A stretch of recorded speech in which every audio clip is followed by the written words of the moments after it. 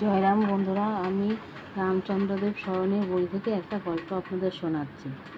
একবার ঠাকুরের ভাইয়ের ছেলে সতীন্দ্রনাথ চক্রবর্তীর একটা সন্তান খুব ছোটোবেলায় মারা গেছে, মানে ধরুন একদম সদ্যজাত অবস্থাতেই মারা গেছে।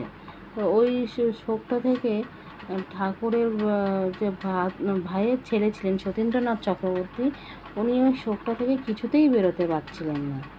তখন এই ঠাকুর কিভাবে খবর পেলেন সেটা কেউ জানে না, কারণ যে কেউ ঠাকুরকে কি খবরটা দেওয়ার সুযোগ পায়নি। কিন্তু ঠাকুর তখন কাশীধামে ছিলেন। কী করে জানি ঠাকুর খবর পেলেন সেটা খুব আশ্চর্যের ব্যাপার সবার কাছে হয়েছিল।